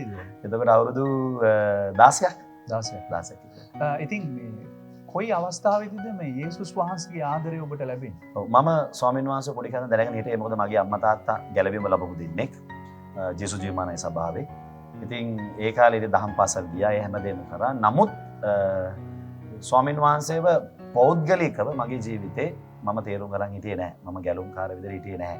ඉතින් මම ගැලුම්කාර විදිහට තේරුම් ගන්න හිටියේ නැහැ. සමහර තව ඊට පස්සෙත් අපේ අම්මා මාව කියන හදන්න ඕන නිසා, මාව හරි තැනට ගේන්න ඕන නිසා මාව තව දේවදාසයට ලං කරා. මට හොඳ මතකයි මම එතන බේස් ගිටාර එක ප්ලේ කරා. එතන ඔක්ටෝපෑඩ් එක ප්ලේ කරා. ඉතින් ඒ කරලා ඉවරලත් එළියට ගිහිල්ලා මම මගේ පරණ ජීවිතේ ගත කරගෙන අරගෙන ආවා. මම ගැලවීමට එන්නේ මම බැන්දයින් පස්සේ. ඉතින් 2002 තමයි මම තීරණය කරලා ස්වාමීන් වහන්සේ මගේ පෞද්ගලික ගැලුම්කාරය විදියට පිළි අරන් බවතිස්ම ලබන්නේ. ඒක තොට ළඟ ගෙට්සෙමනි සුභාරංචි මධ්‍යස්ථානය හරහා. එතන තමා හැරවීමේ හැරවුම් ලක්ෂ්‍යය වුණේ එතන තමයි. දැන් ඔය කතාවේදී මේ කවද්ද මේ සේවයට ප්‍රවිෂ්ඨ වෙන්නේ? ඉතින් මගේ එකම ආසාව වුණේ අපි ඇත්තටම මේ ආර්ථික ඇතින් ගොඩාක් වැටිච්ච කට්ටියක්. ඉතින් මමයි මගේ භාර්යාවයි ඉතින් ගොඩාක් දුක් විඳා බැඳපු අවුරුදු වල. එතකොට මට දුවෙක් හිටියා. අවුරුදු 2ක් විතර ඇති මම මේ කියන කාලෙදී. ඉතින් නිතරම අම්මගේ අතින් ගිලිහුණායින් පස්සේ අම්මා වගේම පිටිපස්සෙන් ඉඳන් භාර්යාව මම බලාගත්තා. මොකද එයා දන්නවා මගේ චරිතය. ඉතින් ලේසියෙන් කියන තැනකට නෙමෙයි යන්නේ, කියන දේ නෙමෙයි කරන්නේ. ඒ නිසා එයා සමහර අවස්ථාවලදී පල්ලියට ගියත් මම ඉවර වෙනකන් ඉන්නවද කියලා එළියදලා බලන්නේ තිපි අවස්ථාවල තිබ්බ ඕන තරම්. ඒ කියන්නේ මේ දේව මෙහෙකවත් රැඳී සිටින රැඳී නැති සිටින පුද්ගලෙක්. පුද්ගලෙක්. ඉතින් හිතුවක්කාර හිතුවක්කාරයි. කියන දේ අහන්න නැති. ඔව් ඉතින් මම ඉරිදට ඒ කියන්නේ කොච්චර හිතුවක්කාරද කිව්වොත් එහෙම මම 10 කොටසක් හොරගම් කරලා තියෙනවා අපේ අම්මගේ. හරිද? එහෙම කෙනෙක්. ඉතින් ඒතර ජේසුස් ජීවන සභාවට යන්නේ. මම ඒක අරගෙන හොරගම් කරලා මල්ලිට කියනවා දැම්ම කියන්න කියලා. ඉතින් මම ඉරිද පූජාවට යන්නේ නැහැ. ඊට සභාවට උඩින් තමයි එලියෝස් පාක් එක තියෙන්නේ. මම ගිහලා සෙල්ලම් කරනවා. මල්ලිට කියනවා ඔබ බයිබල් පද ටික ලියපන් කියලා. ඒ මොකද නැත්තම් අපේ අම්මා අහනවනේ. ඉතින් මල්ලිගේ බයිබල් පද දැන් ජීවන් මගේ මල්ලි එයාට කියනවා බයිබල් පද ටික ලියා ගන්න. ඒ මොකද නැත්තම් අම්මා බලනවා. ඉතින් ඒ නිසා බයිබල් පද ටික අරගෙන මම දේශනාව ඇහුවා වගේ අම්මට පෙන්නපු චරිතයක්. ඉතින් ගැලවීමට එන්නේ ඇත්තටම ඒ කීපු තැනේදී ඔබතුමා ඇහුවා මේ සේවය ගැන. ඉතින් ගැලවීමට ඇවිල්ලා ටික කලක් ඉඳි ස්වාමීන් වහන්සේ මාව ආශිර්වාද කරා. ඒතර මගේ භාර්යාවට අවස්ථාවක් ලැබෙනවා ඉතාලි දේශයට යන්න. ඒක ලොකු වහන්ස්කමකින් වෙන්නේ. ඉතින් ඇය මොකද කරන්නේ මාව දන්න නිසා ඇය මාව මගේ ඒ දේවගතිවරට බාර දීලා යනවා. මෙයා ඔයා තියාගන්නව නම් විතරයි මම යන්නේ කියන තැන ඉඳලා. එතකොට ඇය යනවා රට. ඉතින් ගිය දවසේ ඉඳලා මම එතන සේවය කරනවා. මගේ සේවයේ ඉතින් වාහනේ හේදුවා. එතකොට එතන පඩිපෙල් හෝදනවා, පුටු දානවා, පළනිරිදා දේමයට එන සෙනගට බත්තු යන්න උදව් වෙනවා. ඉතින් ඔක තමයි මගේ පළවෙනි සේවයෙන් ටික. වැඩිපුරම කරේ උයන එක. ඉතින් ඊට පස්සේ ඇතුලේ සුද්ධ පවිත්‍ර කරන ඒවා ඔක තමයි කර හිටියේ. ඊට පස්සේ මට අවස්ථාවක් හම්බුණා දවසක් ගීතිකාවක් කියන්න. මට උපතින් මම ගොත ගහන කෙනෙක්. මට ඉස්කෝලේ ළමයි පවා මට ගොඩාක් වීඩියෝ කරලා තියෙනවා ගොත ගහනවා කියලා. මට කතා කරන්න බැරි කෙනෙක්. මම ගොඩාක් ගොතයි. ඉතින් එතනදී මාව ප්‍රතික්ෂේප වෙනවා. ඔයා ගීතිකා කියන්න එපා. ඔයාට ගීතිකා කියන්න බෑ. ඔයා ගොතයි කියන තැන. නමුත් පටන් ගන්නෙත් එතනින් තමයි. ඉතින් ඒ පසුපස ගමන් කරනවා. එතනදී අවුරුද්දක් විතර සේවය කරද්දී මට ලැබෙනවා ගීතිකා කොයර් එකට. ඒ කියන්නේ ප්ලේ කරන්න හම්බ වෙනවා කීබෝඩ් එක. ඉතින් මම එතන කීබෝඩ් එක ප්ලේ කරගෙන අවුරුද්දක් විතර ගියන් පස්සේ මට ෂෙල් එකක් බාර දෙනවා. ඉතින් මුල්ම වතාවට මට යාච්ඡා කරන්න අවස්ථාවක් හම්බ වෙනවා ගෙවල් වලට ගිහිල්ලා. එතන සේවය ආරම්භ කරනවා. දැන් ඔය රැස්වීම ආරම්භ කරන අවස්ථාවේදී යම් කිසි සිදුවීමක් සිද්ධ වෙනවා. මම හිතන්නේ ඔබගේ සේවය ආරම්භයේදී කොළඹ ප්‍රදේශයේ. පුළුවන් අපිට පොඩ්ඩක් කොහොමද ඔබගේ දීමනා ඔබ හඳුනා ගන්න කියලා කතාව කියන්නේ. ඔය ඉතින් මම ඇත්තටම ඔය දීමනා කියන එක දන්නේ නැහැ. මම ක්‍රිස්තියානි ගීතිකාවකට අහලා තිබ්බ කෙනෙක් නෙමෙයි. මොකද මගේ පසුබිම කතෝලික. මම උපතින් කතෝලික පවුලක ඉපදෙන්නේ. ඉතින් මොකද වෙන්නේ? මට දැන් කිව්වා මේ නිවසට ගිහිල්ලා දේවගතිවරයා ඉරිදා කරපු දේශනාව සාරාංශයක් කතා කරලා ඒගොල්ලන්ගේ පවුලේ විස්තර හොයලා ඒකට වා කෙටි යාච්ඡාවක් කරලා එන්න කියලා මට අවස්ථාව දුන්නා. ඉතින් මම මේ යන්නේ දමිළ පුරවරයකට. ඒ මම යන නිවසේ අය දෙමළ අය. මොකද මගේ දේවදාසයා දමිළ මිනිස්සෙක්, දමිළ දේවදාසෙක්. ඉතින් ඒ නිසා මට ගොඩාක් ඒ දමිළ ජනතාවත් එක්ක තමයි සේවය කරන්න හම්බෙන්නේ. ඉතින් මම ඒ ගෙදරට ගියා. ගිහිල්ලා එදා ඒ කිව්ව විදිහට මම දෙයන් වහන්සේගේ වචනේ කතා කරලා අපි එනම් සහෝදරි යාච්ඡා කරමු කියලා යාච්ඡා කරන්නේ නැද්ද එකපාර මෙයා ආවේශ වෙන්න පටන් ගත්තා. ඉතින් දිව මෙච්චරක් විතර දැම්මා. දාලා මම යාච්ඡා කරනකම් එයා කන්ට්‍රෝල් මගේ යාච්ඡාව නතර වෙච්ච ගමන් එකපාර ගෙදර තිබ්බ ෂෝකේස් ටික ඔක්කොම කැඩුවා. අල්මාරි ඔක්කොම ඉස්සුවා. දැන් හස්බන්ඩ්ලුයි වටපිටාවේ අය කියනවා තමුසේ ඇවිස්සුවා නම් මෙයාව එලවලා යනවා. අපව නැත්නම් හිටපු තත්ත්වයට පත් කරන්න උනේ. මොකද බලන් ගියාම මෙයා එම නිතර එහෙම වෙන කෙනෙක්. ඉතින් මම එක දිගට යාච්ඡා කරද්දී යා නිකන් ඉන්නවා. යාච්ඡා නතර කරපන් ඇස් දෙක ලොකු කරලා දිව දාලා ගෙදර බඩ පුට්ටු කඩනවා. අවසානයේදී මට එක වචනයක් මතක් වුණා. අපේ දේවදාසයා කියන. ඒක දෙමළෙන් තමයි මට මතක් වුණේ. පෝසාතනේ. ඒක පාර කෑ ගාලා මම කිව්වා යකඩ වඩා හයියෙන් ඔය වචනේ කිව්ව ගමන් එයා ඇදගෙන වැටෙනවා. ඉතින් එයා එදා සුව වෙනවා. ඉතින් එදා ඉඳලා තමයි මම දැනගත්තා ජේසුස් වහන්සේගේ නමට මේ දේ කරන්න පුළුවන් කියන එක. ඉතින් එදා ඉඳලා හරි ආසාවක් ඇති වුණා පිපාසයක්. ඔය යක්ෂාත්මේ ඉන්න අයට කියලා යාචනා කරන්න. හොඳයි. ඔබව හඳුනන්නේ ගොඩක් දෙනෙක් මේ කිතුවරණ. ඔව්. කිතුවරණ හරහා. මේ සහෝදර සමීර වීරප්පිය. ඔව්. මේ දේ කොහොමද ආරම්භ වුණේ රාගම? ඔබ සේවකයෙක් යටතේ පුහුණු වෙලාවද නැත්නම් දෙවියන් වහන්සේ ඍජුව කැඳවීමක් දීලා වෙන ස්ථානයකට ගත්තා? ඔව් මම ඒ සේවය කරපු තැන ඊට පස්සේ මම යන ගෙවල් වල ප්‍රාතිහාර වෙන්න පටන් ගත්තා, ආස්කම් වෙන්න පටන් ගත්තා. ඉතින් එතකොට සෙනග එකතු වෙලා මට කිව්වා මේ ඔයා එන්න. අපි සේවය කරමු. එළියට එන්න කියලා. නමුත් මම ඒක කරේ නෑ. මම නෑ මට දෙවියන් වහන්සේ කියනකම් මගේ දේවදාසයා මට මාව ආලේප කරලා යවනකම් මම මෙතනින් යන්නේ නෑ. මම මගේ කැඳවීම මෙතන ඉන්න එක මේ දේවදාසයා යටතේ. ඉතින් මම සිංහල. නමුත් මට මගේ දේවදාසය දෙමළෙන් දේශනා කරේ මට තේරෙනවා. ඒක ශුද්ධාත්මයන් වහන්සේගේ මෙහෙයවීම වෙන්නේ නැති. ඉතින් දවසක් මගේ දේවදාසයා කිව්වා මේ මට කියන්නේ චමීර කියලා. එයාට සමීර කියන්න බෑ. චමීර මාලි මට දෙවියන් වහන්සේ කතා කරලා කිව්වා සිංහල ජනතාවට ඔයාව යවන්න කියලා මෙතනින්. ඔයා මෙතනින් යන්න. ඔයා කියලා සේවයක් පටන් ගන්න කියලා. ඉතින් එදා මට මාව ආලේප කරලා මගේ දේවදාසයා මාව එළියට යවනවා. ඉතින් මං ඉස්සල්ලාම මොකද කරන්නේ මං ගෙදරට ආවා. ඇවිල්ලා මං කල්පනා කරා එතකොටත් මගේ භාර්යාව රටේ ඉන්නේ. මම මොකුත්ම දන්නේ නැහැ බයිබල් ගැන දන්නේ නැහැ. මම බයිබල් කොලෙජ් එකට ගිහිල්ලා නැහැ. මම දන්නේ එකම දෙයයි අලුත් ගිවිසුමේ ජේසුස් වහන්සේ ප්‍රාතිහාර කරපු හාස්කම් කරපු තැන් ටික දන්නවා. ඉතින් දේශනාවක් කරලා නැහැ අවදාවත්. ඉතින් ගීතිකා තමයි කියලා තියෙන්නේ. ඉතින් මුල්ම මෙහෙ මගේ ගෙදර පටන් ගත්තා. මමයි මගේ අම්මයි තාත්තයි මල්ලි තව මල්ලිලා දෙන්නෙක් හිටියේ. ඒගොල්ලෝ අපි ගෙදර මට රබානක් හම්බුණා. ඔය රබාන අරගෙන මම ගීතිකා කියන්න පටන් ගත්තා. එක දිගට විනාඩි 20ක් විතර. ඒතර මොකද වුනේ? අපි ගෙදරට ගෙවල් 3ක් විතර එහයින් එක නිවසක් තිබ්බා. ඒ නිවසේ ජේසුස් වහන්සේව දන්නේ නැති කණ්ඩායමක්. එකපාර ඒ ගේ ඇතුලේ කෙනෙක්ව ඇදගෙන වැටලා තියෙනවා. අපි මේ ගීතිකාව කියන්නේ. කිව්වලු ගිහිල්ලා අරක නතර කරන්න කියපන්. ඔය ගීතිකාව නතර කරන්න කියපන් කියලා කෑ ගහලා තියෙනවා. ඉතින් ඒගොල්ලෝ අන්තිමදී මොකද කරේ? ඒගොල්ලෝ ඒ කට්ටිය උස්සගෙන ආව එතනට. අන්තිමේදී මේ දෙහෙම වෙලාවෙදී මට අර වචනේ මතක් වෙනවා ආපහු ජේසුස් වහන්සේගේ නාමයෙන් ඵලයන් කියන එක. ඔය වචනේ කියද්දී ඒ යක්ෂය එතන දුර වෙනවා. ඊට පස්සේ ඊළඟ සතිය වෙනකොට ඒගොල්ලන්ගේ තව නෑදෑයෝ කට්ටියක් ඒගොල්ලෝ ගෙදරට එක්කන් ආවා. ඕම මම ගෙදරින් තමයි පටන් ගත්තේ. අන්තිමේදී සති 3ක් ඇතුළත මගේ ගේ පිරෙන්න පටන් ගත්තා. පඩිපෙල්, ජනේලවල්, මිදුලවල් පිරීලා මම හිතන්නේ 200ක් විතර සෙනඟ ගේ වටේ ඉන්න පටන් ගත්තා. ඉතින් ඊට පස්සේ මට පොඩි ඕගන් එකක් හම්බුණා. මම ඕගන් එක ප්ලේ කරනවා. මම මයික් එකක් අරගෙන අපේ තාත්තා ගෙනාවා JVC පොඩි සෙටප් එකක්. ඒකට දීලා පටන් ගත්තා. ඉතින් මේක දිගට යද්දී යක්ෂයෝ පිළිබඳ තමයි ගොඩාක් රාව යන්නේ. ඉතින් ගොඩාක් අය ඒ අය වරන් යන නූල් දාපු අයව, සොර දාපු අයව, ඉතින් කෑ ගහන අයව ඒ ඔක්කොම අරගෙන සුව වෙන්න අපේ අම්මත් බය වුණා. ඒ මොකද ගේ ඇතුලේ ඒ තරම් යක්ෂාත්ම ඉලට යනවා, වමනේ දානවා, උණියම් කරනවා. ඒ දේවල් ඔක්කොම ඉතින් මේ අන්තිමේදී අම්මා මෙතන හරියන්නේ නැහැ නේද කියලා. ඉතින් අපි මම යනවා මෝදර ක්‍රොයිලන් කියන ප්‍රදේශයේ යම්කිසි මේ හෝල් එකකට. ඒක කියන්නේ ප්‍රාදේශීය සභාවෙන් කරන්නේ හෝල් එකක්. ඒක මට මිනිස්සු කියන අපි ඒක රෙන්ට් එකට අරගෙන එතන කරමු කියලා. එතන කරද්දි යම් මේක කිව්වට ප්‍රශ්නයක් නැද්ද දන්නේ යම් සභාවන් විසින් මට කිව්වා ඔයා මේ කරන එක වැරදි. ඒ මොකද මේ සභාවල් මේ පළාතවල් යම් අයට අයිති.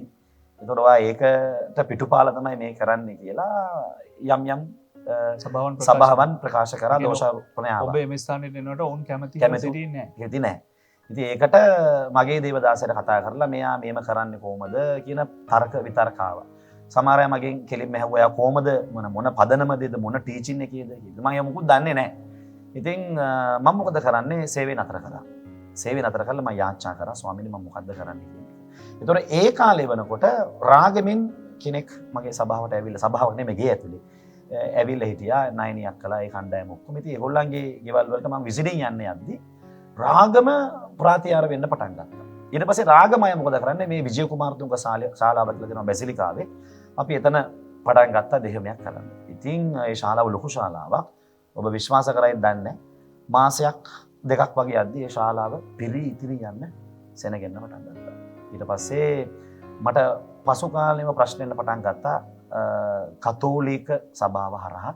ඒ මොකද මම කතෝලික පසුබිම එක්ක හිටිය කෙනෙක් නිසා ලොකු ප්‍රශ්න එන්න පටන් ගත්තා මේ කොහොමද කරන්නේ ඔයා කවුද මොකද්ද හේතුව කියලා. ඉතින් එන සෙනගට ලොකු ප්‍රශ්න එන්න පටන් ගත්තා.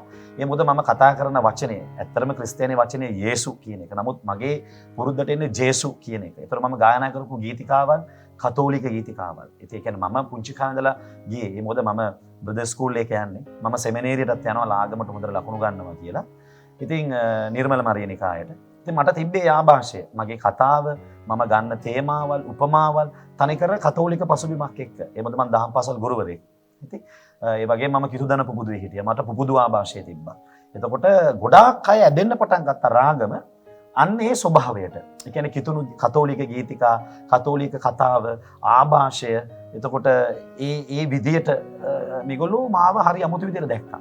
ඉතින් ඊට පස්සේ මොකද වෙන්නේ? එතන මාව යන්න කියනවා. මොකද ඒ හෝල් එක මට දෙන්නේ නැහැ. ඊට පස්සේ කවුරු හරි කෙනෙක්ගේ බලපෑමක් මත මට ඒ හෝල් එක දෙන්නේ නැහැ. ඊට පස්සේ ඒ හෝල් එකෙන් මම ආවා මෙන්න මේ තැනට.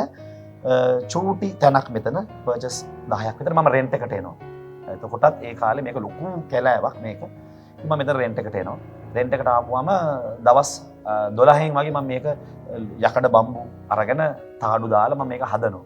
ඉතින් මම දන්නේ කොයින්ද සල්ලි ආවේ, කවුද සල්ලි දුන්නේ, මොනවද දුන්නේ, තනිකර මාත් එක්ක හිටපු සෙනගගේ උවමනාව මත මට හොඳ දෙයක් මතක් වුණා. මම හිතන්නේ මහත්මා ගාන්ධි කියනවා එක තැනකදී රජයෙන් යැපෙන පල්ලි පන්සල් වහන්න කියලා.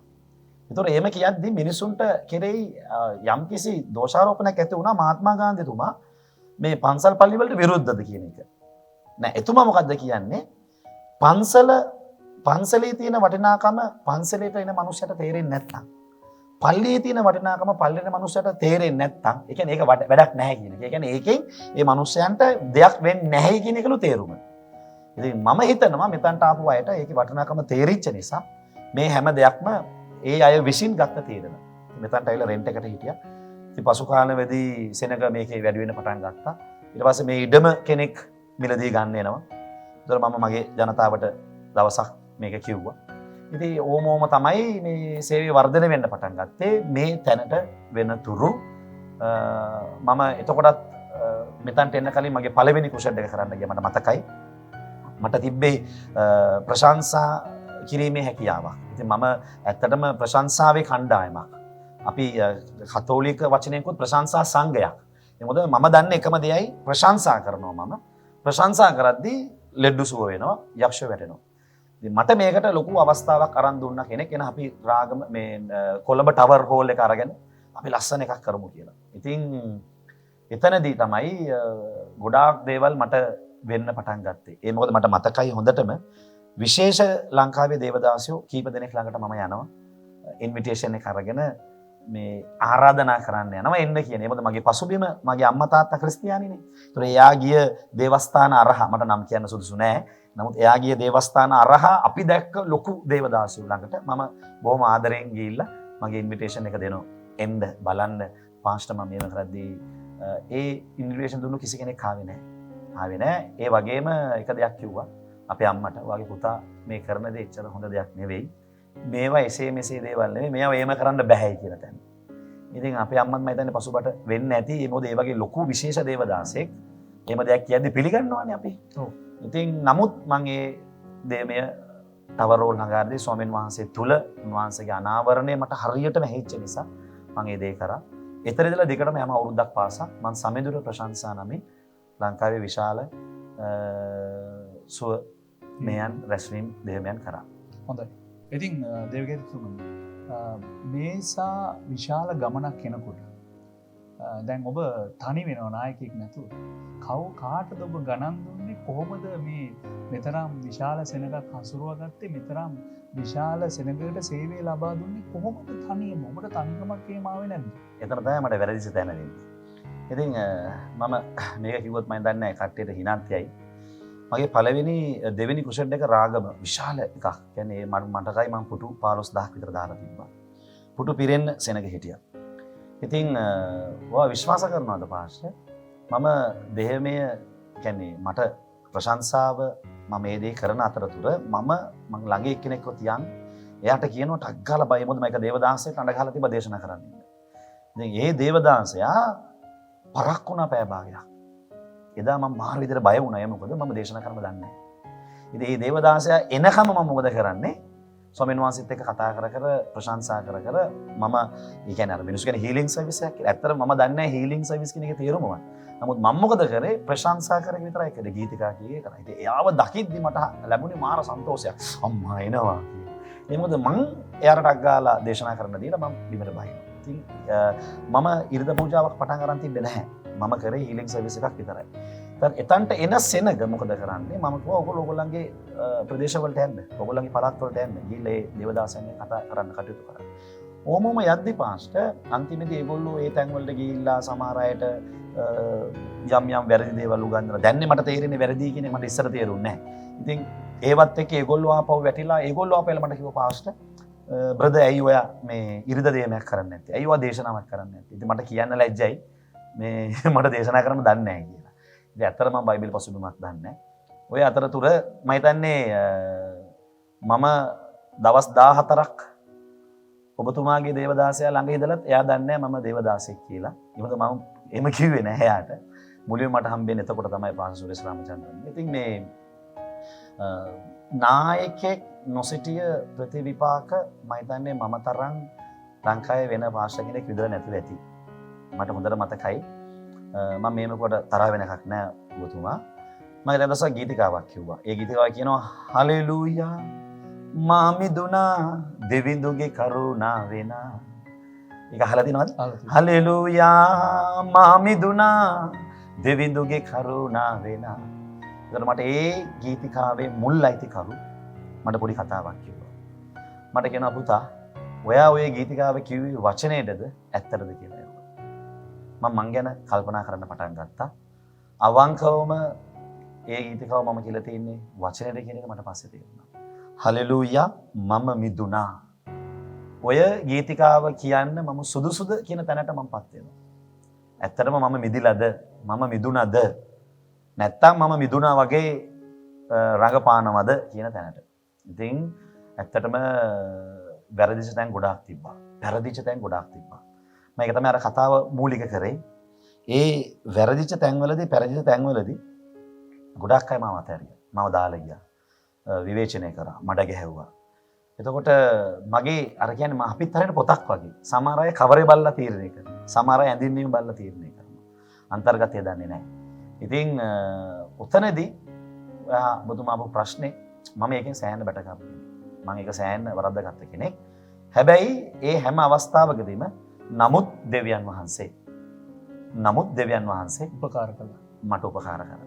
අද මම මෙතන හිටගෙන ඉන්නවා නම් අද කියන්නේ මම උඩගෙන් කියනවා නෙමෙයි මම තාම ලොකු මනස්ථාපනයක ඉන්නවා. ඒ මොකද මගෙත් එක්ක හිටපු හොඳ සෙනගක්. කියන්නේ මේවා මූලික ආරම්භය කරපු දැවැන්ත ජීවිත දීපු පුදුම ජීවිත මගේ සමහර වැරදිත් එක්ක අයින් වෙලා ගියා ඉන්නවා. ඉතින් ඒ අයට මම කියන්නේ උන් ගියා නම් ගියේදී මට හරි දුකයි ඒකට. නමුත් ස්වාමීන් වහන්සේ ඒහා සමානව ඒක වැරදි වෙන්න පුළුවන්. ඊට වැඩියෙන් ස්වාමීන් වහන්සේ මාත් එක්ක තව අය එකතු කළා හේතුව මම ඒ දකින්න හැම අවස්ථාවකදීම මම තනිකර ඇඬුවේ දෙවියන් වහන්සේත් එක්ක නිසා. මාව උන්වහන්සේ දන්න නිසා. දෙකකින් මම අහන්න කැමතියි දැන් ඔබතුමා ආරම්භ කාලේදී බයිබල් විද්‍යාලයට ගියේ නැහැ. දැන් අපි දන්නවා බයිබලේ ඉගෙන ගන්න නැතුව පුහුණු වීමක් නැතුව පරිවාස කාලයක් නැතුව මේ දේවල් කරන්න බෑ කියලා. දැන් ඔබතුමා බයිබල් විද්‍යාලයකට නොයා දෙවියන් වහන්සේගේ පෙළඹවීමෙන් සේවය කරපු කෙනෙක්. දැන් සමහරක් වෙලාවට මේ වැඩසටහන නරඹන්න පුළුවන් මේ අලුතෙන් සේවයට ඉදිරිපත් වෙන්න කැමති අය. ඒ අයට දෙන්න පුළුවන් ඕවදන මොකද්ද මේ අවස්ථාව? නෑ ඇත්තටම මම කියන්න ඕනේ පාස්ටර් මාත් එක තරහ වුණා මට ප්‍රශ්නයක් නැහැ. ඒ කියන්නේ මම ඇත්ත කියන්න එපයි. ඇත්තටම බයිබලීය දැනුම නැතුව සේවය කරන්න බෑ. ඒක තමයි ඇත්ත කතාව. ඒ කියන්නේ දැන් මේමයි මගේ ළඟ ලුණු තියෙන්න ඕනේ මම උයන කෑම රසවත් කරන්න. ඉතින් අපි තුමු මගේ ළඟ ලුණු කිලෝ එකක් මම ළඟ තියෙනවා කියලා. නමුත් මම දැනගන්න ඕනේ මගේ කෑමේදී මම කොතනද ලුණු දාන්න ඕනේ කොච්චරද දාන්න ඕනේ කියන එක. ඉතින් එතකොට මගේ ළඟ ලුණු තිබ්බේ නැහැ. නමුත් මං කෑම හදන්න දන්නවා. මොකද්ද කෑම හදන්න දන්නේ? ජේසුස් වහන්සේගේ නම කිව්වම යක්ෂයෝ දුර වෙනවා. ජේසුස් වහන්සේගේ දේශනාව කියනකොට නමුත් ඒ දේශනාව කරපු පසුබිම, ඒ දේශනාවේ ඇයි අර්ථය, මූලික කියන්නේ ග්‍රීක භාෂාවේ වචනවල තේරුම. එතකොට ඒ යුදෙව් සම්ප්‍රදාය, යුදෙව් සංස්කෘතිය, යුදෙව් දේශපාලනය. ඉතින් මේක යුදෙව් පොතක්නේ. මේක ලියන්නෙත් යුදෙව්වරු. එතකොට මේ පිළිබඳ දැනුම නැත්තම් පළවෙනි එක මම නම් කියන්නේ ඒ සේවය සාර්ථක වෙන්නේ නැහැ. දෙවෙනි එක තමයි යම්කිසි දේවදාසයෙක් යටතේ මම හිටියා. මං එතන කීකරුකම ඉගෙන ගත්තා. මං එතන දෙවියන් වහන්සේ කවුද කියන එක ඉගෙන ගත්තා. නමුත් මට ලැබිච්ච නැති අත්දැකීමක් තියෙනවා. මං ඒක කියන්න. හරි? මම පෙරදිච්ච තැන. ඒ මොකද මම දන්නවා දෙවියන් වහන්සේ මට අසීමිතව ආදරය කරා. මට අසීමිතව ආදරය කරා. ඒක මට තේරුණා නැත්තම් කියන්නේ මං වගේ පොඩි මිනිස්සෙක්ට මෙච්චර ලොකු දෙයක් කරන්න බෑ. මම දැක්ක එකම දේ තමයි මුල් කාලේ මම හරි පිරිසිදුයි. මම හරි පවිත්‍රයි. මට මුල් කාලේ තිබ්බ පිපාසය, මට මුල් කාලේ තිබ්බ පිරිසුදුකම, මට මුල් කාලේ තිබ්බ යාච්ඡාව හරි බලවත්. ඉතින් අපේ අම්මත් දකිනවා මම දෙකට විතර ඇඳෙන් බැහැලා, විතර මගේ භාර්යාව රට මම බෙඩ්ෂීට් එකකින් මේම කන් දෙක වහගෙන මම දෙකට පටන් ගන්න යාච්ඡාව සමාහට පාන්දර 8 9 වෙනකුණුත් මම යාච්ඡා කරනවා. දැන් එතකොට මට එන හැම දුකක්ම, මට එන හැම වේදනාවක්ම මම කියන්නේ දෙවියන් වහන්සේට. ඒතකොට දෙවියන් වහන්සේ තමයි මට සැපෙන්නේ. හැබැයි දෙවියන් වහන්සේ මට ආදරය කරායින් පස්සේ මාව ආශිර්වාද වුණායින් පස්සේ මගේ ළඟට සෙනග ආවයින් පස්සේ මම දෙවියන් වහන්සේට කියන්න ගියේ නැහැ. ඇයි මගේ ළඟ ඔක්කොම අය හිටියා. ලංකාවේ ඔක්කොම අය මගේ ළඟ හිටියා. ඒතර මට ප්‍රශ්නයක් ආවම මම ගිහලා කියන්නේ යාට. අයියේ මෙතන මේව ප්‍රශ්නයක්, අක්කේ මෙතන මේව ප්‍රශ්නයක්. මේ අතන්ට මෙච්චරක් සල්ලි ඕනේ. මට ඒ ඔක්කොම හම්බුණා. හැබැයි ප්‍රශ්නේ මොකද්ද? මම එක දිගට දෙවියන් වහන්සේගෙන් ඈත් වුණා. ඒ කියන්නේ ඈත් වුණා කියන්නේ යාච්ඡා කරන එක, ඉල්ලන එක, ස්වාමීන් වහන්සේත් එක්ක ඉන්න එක මගෙන් ඈත් වුණා. ඉතින් ඒ ඈත් වීම මට පෙන්වන්න කෙනෙක් හිටියේ නැහැ. කියන්නේ මාව බලා ගන්න කෙනෙක් හිටියේ නැහැ. කියන්නේ බොහොම පිරිසිදුව මට කියන්න පුළුවන් බොහොම පැහැදිලිව මම මගේ අතින් සේවයෙන් පස්සේ ගොඩක් වැරදි වෙච්ච කෙනෙක්. නමුත් මම කවදාවත් මුදල් හොරකම් කරලා නැහැ. කියන්නේ සීසරක දේ සීසරටත් දෙවියන් වහන්සේගේ දේ දෙවියන් වහන්සේලා දීපු කෙනෙක් මම. ඒක බොහොම පැහැදිලි. එතන මම 100%ක් ඉන්නවා. නමුත් මගේ අතින් වෙච්ච මගේ ජීවිතේ මට ආපු උදව්කම මට ආපු සමහර පුරුදු කියන්නේ ඒවා මාව දැකලා තට්ටුවක් දාලා පුතා ඕක නෙමෙයි කියන්න කෙනෙක් හිටියේ නැහැ. හැබැයි හැමෝම හිටියා මෙන්න මෙතන ඔබ මාර වැරදිකාරේ ඕක වැරදි ඕක වැරදි කියන්නේ මම මොකද්ද කරන්නේ ඒක වැරදි කියන ඕන අය හිටියා. නමුත් මම කරන වැරද්ද මට පෙන්වන්න කෙනෙක් හිටියේ නැහැ. ඊට පස්සේ මට එහෙම තැනක් හම්බෙනවා. එහෙම තැනක් හම්බෙනවා. ඊට පස්සේ මම ඒකයි කිව්වේ මේ මම නම් හිතන්නේ අපිට එනවිටින් එකක් තියෙන්න ඕනේ. ආලේපේ තියෙන්න ඕනේ.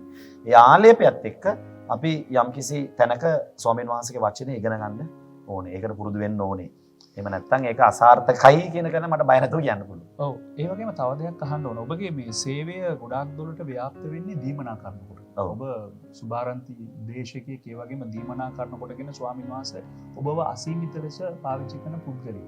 දැන් මේ දීමනා කරනකොටගෙන අපි පාවිච්චි වෙනකොට දේව සේවකයන් හැටියට අපි කෙතරම් ප්‍රවේශම් විය යුතුද? සමහර වෙලාවට ඒක මිනිස්සු හිතන්න පුළුවන් මේක ඒ පුද්ගලයා කරන දෙයක්. ඒ අයට වැටහෙන්නේ නැහැ මේ දෙවියන් වහන්සේ කරන දෙයක් කියලා. මේක ඔබ කොහොමද කළමනාකරණය කරගන්නේ? නෑ බොහොම පැහැදිලිවම ජේසුස් වහන්සේගේ ජීවිත කතාබලදී ක්‍රියාපොතේ කියන උන්වහන්සේ යහපත්කම් කරමින්ද මිනිසු සුව කරමින්ද දේශනා කරමින්ද ගියා කියන්නේ ජේසුස් වහන්සේගේ ජීවිතේ ආස්කම් විතරක් තිබ්බේ නැහැ. දේශනා තිබ්බා. ඒ වගේම ජේසුස් වහන්සේ යහපත් ක්‍රියා කළා. හැමදේසම කියන මගේ පියාණන් වහන්සේ මොකක්ද කරන්නේ මම ඒ දේ කරනවා කියන එක. මං මුල් කාලේ මට ඔක තේරුන්නේ නැහැ. සමහරවිට මට මතකයි පාෂ ඩැනිත් එක සැරයක් මට බැනලා තිබ්බා. ඒක කමෙන්ට් එකක් දාලා උතර පාෂ ඩැනි මාව දන්නේ නැහැ. මම පාෂ ඩැනිද. එයා කියන්නේ මම එක තැනකදී එක සුවවීමක් දීලා ඒක සුවවීමක් යක්ෂයෙක් දුරු කරද්දී මම යම්කිසි වචනයක් කියනවා. පාෂ ඩැනි දාලා තිබ්බා. what is the fellow එහෙම කියලා මට ඉංග්‍රීසියෙන් බැනලා තිබ්බා. පාෂ ඩැනිට මතකද දන්නේ නැහැ. හරි. ඒකෙදී මේ මම තේරුම් ගත්ත දෙයක් තමයි සුවවීම වෙනකොට හාස්කම් වෙනකොට මිනිස්සු ඕන තරම් ළඟට එනවා. ඒ ළඟට ඒමේ තමයි පරිස්සම් විය යුතු වෙන්නේ. මොකද මම දැකලා තියෙනවා කියන්නේ මම දන්නේ එහෙම කරේ ඇයි කියන එක. ඉතින් මම මෙතන කිසිම දෙයක් අපේ දෙහමයන් වල මම විකිණුවේ නැහැ. හරිද? මිනිස්සෙක් තෙල් බෝතලයක් ගෙනාවොත් මම තෙල් එකට යාච්ඡා කරලා දීලා තියෙනවා. වතුර එකක් දුන්නොත් මම වතුර එකට යාච්ඡා කරලා දෙනවා. මට දවසක් එක්කෙනෙක් කිව්වා මගේ ලේන්සුව දෙන්න කිව්වා. මම ඒ වෙයි මොකටද කියලා. හරිද? නෑ ඒක දුන්නොත් මම සුව වෙයි කියන එක. මම නෑ ඒ ඇදෙල්ලට එන්න එපා. ඒතර පාෂ මම පරිස්සම් වෙච්ච තැන තමයි ඒ සුව කිරීමකදී ඒ සුව වීමකදී කිසිම අවස්ථාවක මම බලාගත්තා ජේසුස් වහන්සේ කළා වූද උන්වහන්සේ ඉගැන්වුවා වූද දේවල් හැර කරන්න එපා කියන තැන. මම මුල් කාලේ වරද්දාගත්ත තැන් තියෙනවා. මට මතකයි විනාවේ දැන් කිව්වොත් මට හොඳට මතකයි මම එක සැරයක් එක තැනකදී කියනවා මේ මම අන කරනවා ඔබට පාතාලයට යන්න කියලා සාම. ඉතින් ඊතරදී ඒක වුණා. ඉතින් මිනිස්සු කියන්නේ යක්ෂයා එම ඇසුරුණා එතනදී. යක්ෂයා කපටේනේ. ඉතින් මිනිස්සුන්ට මාර විදියට ඒක නිකන් ලොකු මැජික් එකක් වගේ. ඉතින් ඒ වගේ මේ වැරදි දැන් තියෙනවා සුවවීම වලදී. ඒ මොකද අපි එතන මම ඒකයි කිව්වේ. ඒක වෙන්නේ පාස්ටර් දෙයන් වාසික වචනේ දන්නට කියලා. හොඳයි. අපි වෙනත් පැත්තකට යොමු. ඉතින් ඔබ ආරම්භයේදී ඔබ සඳහන් කරා මේ සේවයේදී මාව සේවයට බාර දීලා ගියේ බාහිරයව කියලා. ඒක නැති දෙයක් බොහෝ වෙලාවට. සාමාන්‍යයෙන් සේවය කරලා තමයි බාහිරයව හොයාගන්නේ. ඉතින් මේ මොකද්ද ඔබගේ බාහිරයව ගැන ඔබගේ පවුල ගැන ඔබට කියන්න පුළුවන් කොහොමද ඔවුන් සේවයට දායකත්වය ලබා ගන්නේ සහ ඔබගේ ජීවිතේට? ඉතින් මගේ චරිතය හොඳටම දන්න නිසා මම එයා රට ගියායින් පස්සේ තමයි යේසුස් වහන්සේ මට කතා කරන්නේ. එමුද මගේ දේවදාසයා දවසක් මට දීපු යාච්ඡාවකදී මම යාච්ඡා කරගෙද්දී මම ඇත්තටම ස්වාමීන් වහන්සේව අත්දකින්න එදා. ඒක විනාඩි 25ක විතර කතාවක්. ඒ මොකද මම එතන ෆුල් ෆිට් එකේ දන ගහන් එද්දී මගේ ඇස් දෙක අරගන්න බැරි වෙනවා. මම විශාල ගින්නක් දකින්නවා. දැකලා තියෙනවද අර පනාවක් එහෙම උණු කරද්දි රත් කරද්දි පිච්චි පිච්චි වැටෙන්නේ. අන්න ඒ වගේ උණු වෙවි වැක්කිරෙනවා මං ඉන්න පූජාසනේ වටේම. ඉතින් මං උත්සාහ කරනවා මගේ ඇස් දෙක අරගන්න මට අරගන්න බෑ. අරගන්න බෑ. ඒ වෙලාවේදී මම කෑ ගහනවා. හරිද? ඒ වෙලාවේ මගේ දේවදාසයා මගේ ළඟට එනවා. එයා කුමක් හෝ දෙයක් තේරුම් ගන්නවා. එයා එකපාරක් කිව්වා ඔයා දිගටම කතා කරන්න. මට හොඳටම ඇහෙනවා. දිගටම කතා කරන්න. ඉතින් මං එදා තමයි අන්‍ය භාෂාව කතා කරන්නේ. එතනදී මට ගොඩාක් දේවල් වැටෙන්න පටන් ගත්තා. ඉතින් දැන් ඒ වෙලාවේ දේවදාසයා මට කිව්වා දයන් වහන්සේව තෝරගත්ත කෙනෙක්. ඒ නිසා ඔයා දයන් වහන්සේව පිළිගන්න කියලා. මම ඒවා පිළිගන්න මොනවද කරන්න ඕනේ පාස්ටර්. ඒතර එයා මට යම්කිසි දේවල් ටිකක් ඉගැන්නුවා. ඉගෙන එක මම බයිබලය අරගෙන මම ඉස්ලාම යනවා මගේ නෝනාගේ තාත්තව හම්බෙන්න. ඇයි ඒ? ඊට සතියකට කලින් මම යාට ගැහුවා. මට හොඳට මතකයි. යාගේ කම්බුල ඉගිනිලාව මම ගහපු පාරට. ඒ කියන්නේ මාමට. ඔව්. ගහලා එයාගේ අම්මට ගහන්න බෑනේ. නමුත් අම්මා වල්ලා මම තල්ලු කරනවා මූණ අල්ලලා සැටියකින් එහා පැත්තට දාලා මම පෙට්‍රල් කෑන් එකක් ගෙනල්ලා ගේ ගිනි තියන්න හැදෙන්නේ. දැන් මේ සේවය කරන කාලේද නැත්නම් ක්‍රිස්තියානි කාලේ? ක්‍රිස්තියානි. හරි. හැබැයි පල්ලි යනවා සේවයක් මට දීලා නැහැ. හරිද? පෙට්‍රල් දාලා ගේ ගිනි තියන්න පටන් ගත්තා. ගේ ගිනි තියන්න ගියා. ඉතින් දැන් මට ඒ ඔක්කොම මතක් වුණා. මතක් කළා මම මේ වැරදිනේ කරේ කියලා මම ටක් ගාලා ගියා. කොහෙටද? තාත්තා ළඟට. ගිහලා මම දන ගහලා වැඳලා කිව්වා මට සමා වෙන්න. මම වඩා ගොඩාක් වැරදි කරලා තියෙනවා. ඒතර ඒ වෙලාවෙත් අම්මා ළඟ ඉඳලා කිව්වා ෂුවර් කරන්න එපා වැඳලා ගහයි ඕකා කියලා. හරි ඊට පස්සේ මම අපේ අම්මගෙනු සමාව ඉල්ලුවා. ඒතර මට මතකයි එයාගේ මල්ලිට මම බෝතරයක් කඩලා අයින්න ගියා. මමයි බ්‍රදර් ජීවුනේ දෙන්නම ගැහුවා එයාට. අපි ඔබගේ මගේ මල්ලි. ඔව්. ඉතින් එයා ළඟට ගියා සමාව ඉල්ලුවා. එතකොට දුරකථන ඇමතුමක් යනවා රටට ඉතාලියට. සමීර මගෙන් එන සමාව ඉල්ලුවා. ඒ මොකද ජීවිතේටවත් මම සමා වෙන්න කියන වචනේ භාවිත කරපු නැති කෙනෙක්. මගේ පාසලේ මිත්‍රයෝ දැන් මෙතනට එනවා. මම කරපු කොච්චර දෝ වැඩ තියෙනවා පාසලේ. මම හරි ප්‍රසිද්ධයි පාසලේ. ඉතින් පාසලේ කවුරු මොන වැඩ කරත් මගේ නම තමයි ඉස්සරට යන්නේ නුවන් කියන නම. ඉතින් එතකොට රංගිනී බැලුවා මගේ වයිෆ් බැලුවා රයිට් එහෙනම් මෙයා වෙනස් වෙනවා. මොකද ජීවිතේටවත් සමාව ඉල්ලපු නැති කෙනා අද මගේ තාත්තගෙන් සමාව ඉල්ලුවා කියන්නේ මෙයාට මොනවද දෙයක් වෙලා තියෙනවා. ඔන්න එදා තමයි මගේ භාර්යාවත් ස්වාමීන් වහන්සේව කියන්නේ නෑ හරි මෙයා වෙනස් වෙලා කියලා දැන් මාව පිළිගත්තා. ඉතින් එදා ඉඳලා එයා රට හිටියා. මම මේ දේවදාසයත් එක්ක මට දුන්නු තැන් එක මම සේවය කරා. ඊට පස්සේ මට එතන එල්ට යන්න වුණා කියලා මම කිව්වනේ. ඒකත් එක්ක මම දෙකටම සේවය කරන්න පටන් ගත්තා පුදුම විදියට. එතකොට එතකන් මම රට යන්න හිතුවේ නෑ.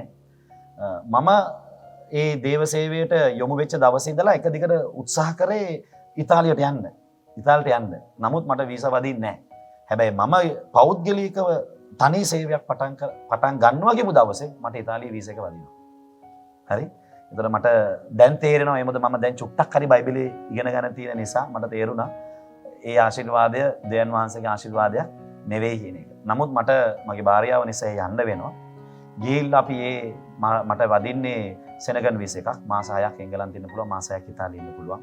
ඉතින් යක්ෂයා පුළුවන් තරම් මා උසස් කරා මගේ පඩිය යුරෝ 2800ක්.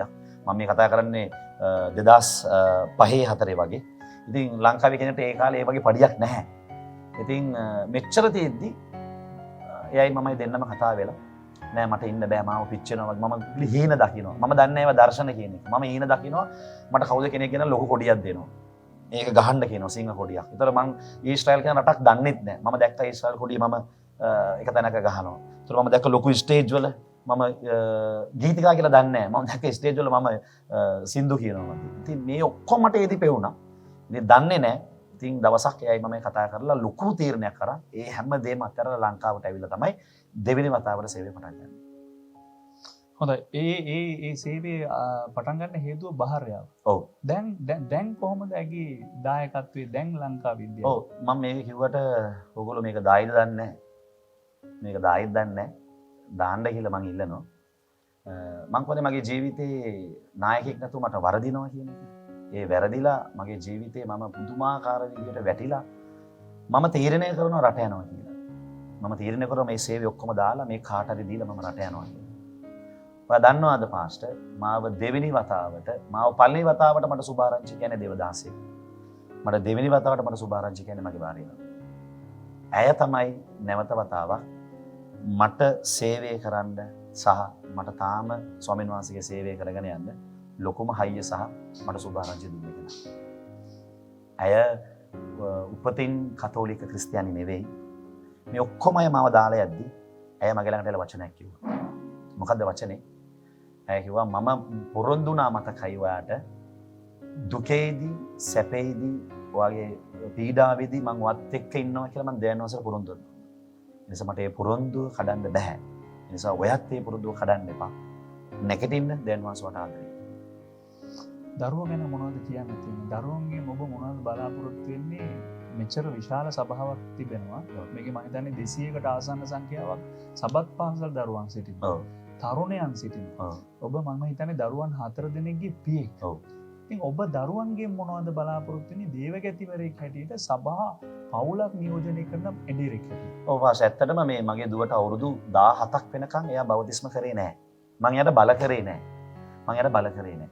නමුත් අවුරුදු 17 වෙනකොට එයා දවසක් මට නෙවෙයි පාස්ටර් සුරේෂ් රාමචන්ද්‍රන්. එතකොට මට මතකයි මම එතුමා යටතේ තමයි යටතේ කියන්න බෑ එතුමා දන්නේ නැහැ. මම එතුමාගේ ටීචින් එතුමාගේ දේශනා මම ගොඩාක් බලලා මම ඒවත් එක්ක ජීවිතේ ගත කරගෙන ගියා. මම මේ කියන්නේ ගොඩාක් මේ 2009 වගේ. හරි. එතකොට ඊට පස්සේ මගේ දුව දවසක් කිව්වා මට බෞතිස්ම වෙන්න ඕනේ.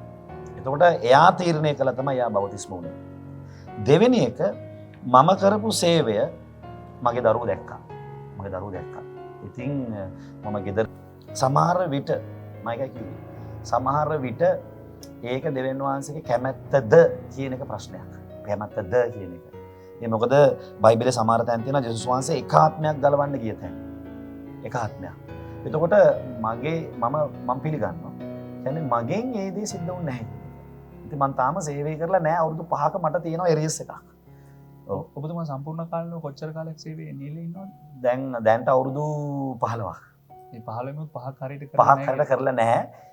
ඉතුරු 10 අරන් බැලුවොත් ඉතුරු 10ත් දේ වචනේ දන්නේ නැහැ. එහෙනම් දැන් තමයි මම සේවය කරන්න පටන් ගන්න යන්නේ.